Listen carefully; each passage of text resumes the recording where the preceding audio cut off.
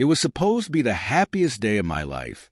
After years of grinding, sleepless nights, and endless sacrifices, I had finally done it. I got the promotion. Not just any promotion. The kind that comes with a life-changing raise. The kind that meant I could finally breathe, finally live. But little did I know, that night would unravel everything I thought I knew about my family. Let me take you back to the beginning. I had always been the responsible one. The one who followed the rules, who worked hard, who never asked for help. My sister, Emily, on the other hand, was the wild child.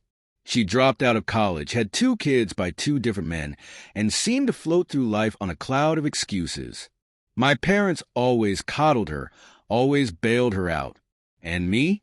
Well, I was just expected to be the rock, the one who never needed anything. But that night, at my promotion party, everything changed. The party was small, just a dinner at a fancy restaurant with a few coworkers, my boss, and my family. My boss, let's call him James, had insisted on throwing it for me. He knew how hard I'd worked, how much this promotion meant to me. I was proud, you know? I wanted my parents to see what I had achieved. I wanted them to finally acknowledge me. We were sitting at the table, drinks in hand, laughter filling the air. James had just raised a toast in my honor, congratulating me, telling everyone how much I deserved this. I was beaming. And then my dad, let's call him Robert, cleared his throat and said, "Well, of course, all that extra money is going to Emily. She needs it more than you do." The table went silent. I felt my stomach drop. I thought, no. I hoped I had misheard him. I turned to look at him, praying he was joking, that maybe he'd had too much to drink. But his face was dead serious. I forced a laugh. "What?" He sighed, like I was the one being ridiculous. "Emily's struggling, you know that. She's got the kids. She's got bills. She needs that money.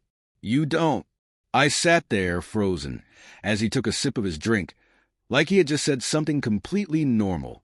I could feel James staring at me. Hell, everyone at the table was staring at me. My mom, of course, nodded along like this was just a fact of life.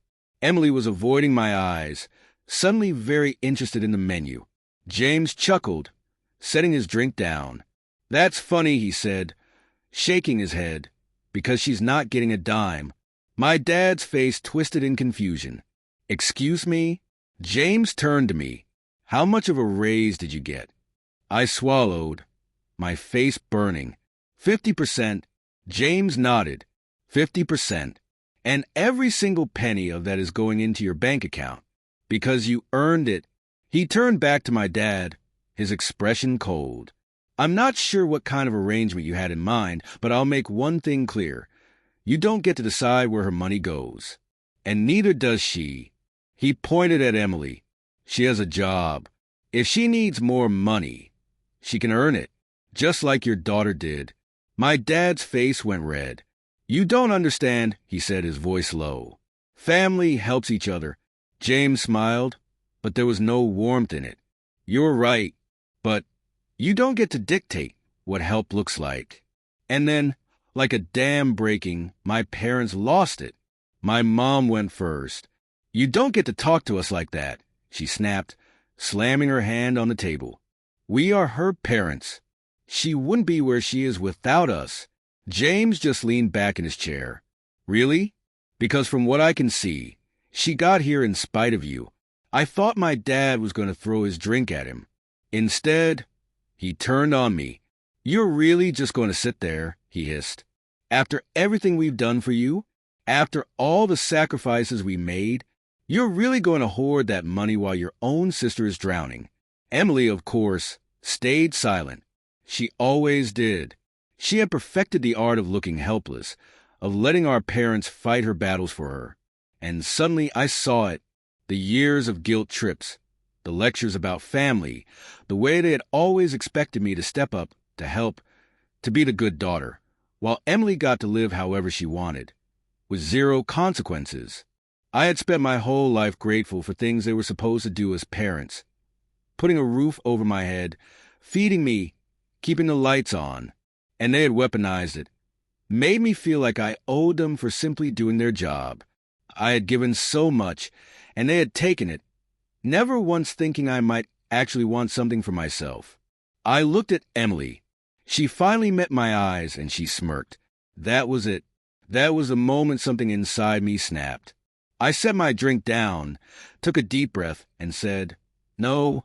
The entire table froze, like they couldn't believe I had actually said it. My dad leaned forward, his face dark. "What did you just say?" I held his stare, my hands shaking under the table but my voice steady. I said no. I'm not giving her my raise. I earned it, and it's mine. Emily's eyes widened, and then just like that, her face crumpled. Cue the waterworks. But I need it, she whispered, her voice shaking. I'm barely making rent. The kids.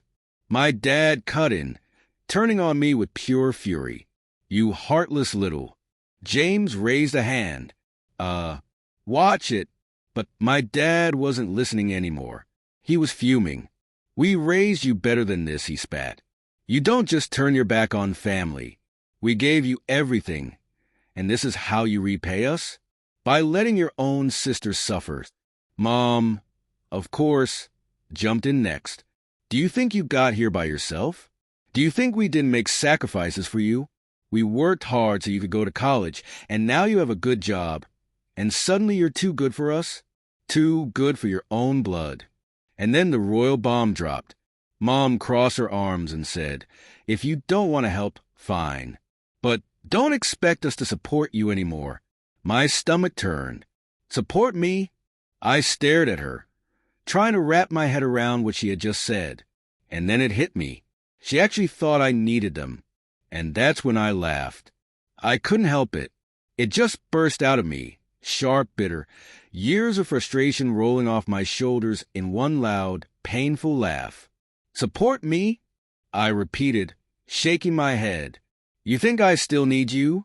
You haven't supported me in years. The second I turned 18, you told me I was on my own. I paid for college. I paid my own rent. I built my career without a single ounce of help from either of you. Dad's face went pale. That's not true, isn't it? I snapped. When I was in college, who did you help? Me or Emily? They didn't answer. They didn't have to, because I already knew. Emily, who had dropped out, who had gone through 3 different apartments, who had blown through every bit of money they gave her because she knew they'd always bail her out. And me, the one who had worked 2 jobs while taking full-time classes, who had eaten ramen 5 nights a week just to afford textbooks, who had scraped by while they threw money at her every time she made another mistake. You didn't support me, I said, my voice shaking. You abandoned me. And now that I finally have something for myself, you expect me to just hand it over? Dad's jaw clenched. She has children. And there it was. The excuse. The lifelong excuse. Emily had kids. That meant she got a free pass. That meant everyone else had to sacrifice so she could keep living her life however she wanted. I turned to her, my hands gripping the edge of the table. You had a job before, right? What happened to it? She sniffled, wiping her eyes. It just didn't work out. It didn't work out, I repeated, like the one before that, and the one before that. More silence. I let out a breath, then leaned back in my chair. I don't care. You are not my responsibility. Emily's lip trembled, and then she snapped. You are such a selfish ...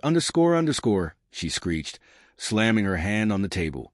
After everything I've been through, you still won't help. My kids are going hungry, and you're sitting here bragging about your stupid job. You don't even have a family. What do you need the money for? You're just going to waste it. And that was it. I stood up, loudly. The entire restaurant turned to look, but I didn't care. You know what, Emily? I said, grabbing my purse. Figure it out. And then I walked out. I didn't look back. Not when my mom started yelling after me. Not when my dad slammed his fist on the table. Not when Emily wailed about how unfair life was. And you know the funniest part? As I walked out, James, the best boss I've ever had, stood up, tossed a $100 bill on the table, and followed me. I stepped into the cold night air, my heart racing, my hands still shaking, but feeling lighter than I had in years. James caught up to me, smirking. Hell of a speech. I let out a shaky laugh. You think they'll ever talk to me again? James shrugged. Do you even care? I thought about it, and for the first time in my life, I didn't. But I should have known it wouldn't end there. People like my parents and Emily, they don't just let things go. For a few blissful days, I ignored the texts, the calls, the voicemails full of guilt trips and rage. I blocked my parents. I blocked Emily. I thought that was the end of it. I was wrong. One afternoon, I was in my office, finally enjoying the peace of knowing my raise was mine, when my phone rang. It was my bank. Hi, we're just calling to verify a transfer request. I frowned. Transfer request? Yes, a scheduled transfer from your account to a personal account under Emily's last name. The amount is, well, quite a bit. I felt my blood go cold. I didn't make any transfer. The woman on the line hesitated. Well, it was authorized through your online banking. The login was from a familiar device. And that's when I knew. Emily, that smirking, crocodile tear-crying, manipulative leech, had somehow gotten into my account. I felt like I was going to be sick.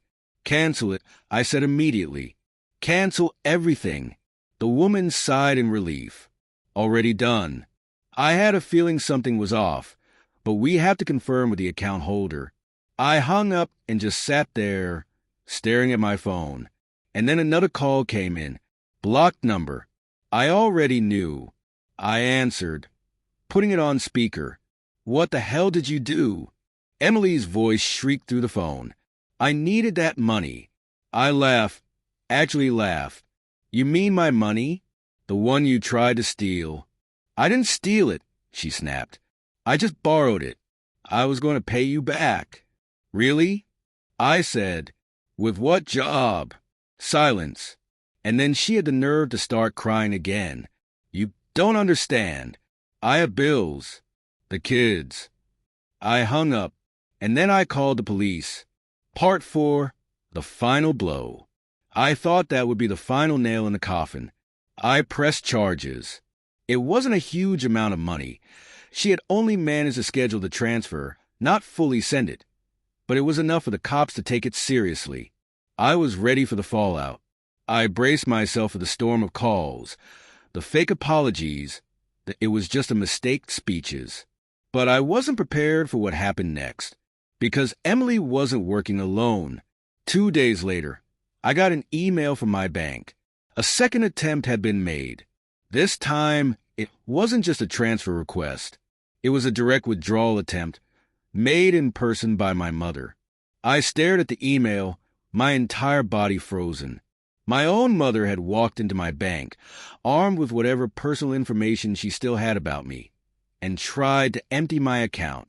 She told them I had authorized it, that I was sick and needed her to take care of it for me. But the bank had flagged it because of Emily's first attempt. They had put extra security on my account. My mom had no idea, and she got caught red-handed. I called the bank immediately, and as I was on the phone, a text from my dad popped up. You went too far. You should have just given Emily the money. Now look what you did. You forced our hand. You forced our hand. That was it. That was the moment I knew they were never my family. I forwarded everything to the cops. Part 5. The consequences. The police took it seriously. 2 attempted fraudulent transactions, 1 digital, 1 in person. Emily and my mom were both charged. Fraud, attempted theft, identity theft. When they were arrested, my dad went ballistic. He showed up at my apartment, pounding on the door, screaming about how I was tearing the family apart, that I was sending my own mother to jail. I stood behind the locked door, heart hammering, listening to the man who had never protected me. Not once. now losing his mind because I had finally protected myself. Then I said the last thing I would ever say to him. You did this to yourself, and then I called the cops. Even after everything, my dad wouldn't let up. Emily got probation. My mom went to jail. But my dad, he blamed me. Not them, me. He called me every name in the book. He told every relative who would listen that I was cold, selfish, and evil for letting my own family suffer. At first, I ignored it, blocked him, blocked everyone who took his side. But then I found out something interesting. See, my parents had always been obsessed with keeping up appearances. To everyone else, they were the perfect couple, the loving parents, the selfless givers, always willing to sacrifice for their kids. But that was a lie, and I had proof. A month after my mom got out of jail, I got a message from someone I hadn't spoken to in years, an old family friend. Hey, I heard about what happened. Just wanted to say, I always knew they treated you like crap. I'm glad you finally stood up for yourself. I was surprised. But before I could respond, they sent another message. By the way, do you know about the loan? I blinked. The what? Turns out, my parents were drowning in debt. See, all those years they spent funding Emily, giving her money, bailing her out of trouble, helping her live her best life while I struggled, they weren't just using their own money. They had taken out a massive loan in my name. I felt like I had been punched in the gut. I dug into it hard. I went through my credit reports, my bank history, every bit of paperwork I had. And there it was, a $50,000 loan, taken out under my Social Security number, with my name attached. Forged. They stole from me again. And this time, they had left a paper trail. I gathered everything, every fraudulent signature, every false document, every single piece of evidence that proved what they had done. Then I called a lawyer, the lawsuit that destroyed them. My parents thought they were untouchable. They thought I wouldn't dare go after them. They were wrong. With my lawyer's help, I filed fraud charges against both of them. I took them to court, and when they saw me walk into that courtroom, armed with documents, lawyers, and a burning hatred that they had created, they knew. They knew they had finally screwed with the wrong person. The case was open and shut. The evidence was clear. They had taken out a loan in my name, forged my signature, and used my credit to fund Emily's entire lifestyle. The verdict? They lost. My mom went back to jail. My dad went bankrupt. Emily? She was screwed. Because guess what? That money they had taken out for her? She was on the hook for it too. I made sure of that. She had spent years living off my parents' stolen money. She had expected me to just hand over my raise. She had called me a selfish __ for wanting my own success. So I made sure she paid every cent. She lost her car. She lost her apartment. She had to move in with her deadbeat boyfriend's family just to survive. And me? I took everything back. The final goodbye. The last time I saw my dad, he was standing outside the courtroom, staring at me like I was the devil. You destroyed this family, he hissed. I smiled. No. I just finally stood up to the people who tried to destroy me. And then I walked away. I moved out of state, got a new job, a better job, bought a house, one just for me. I never spoke to them again. And for the first time in my life, I was finally free.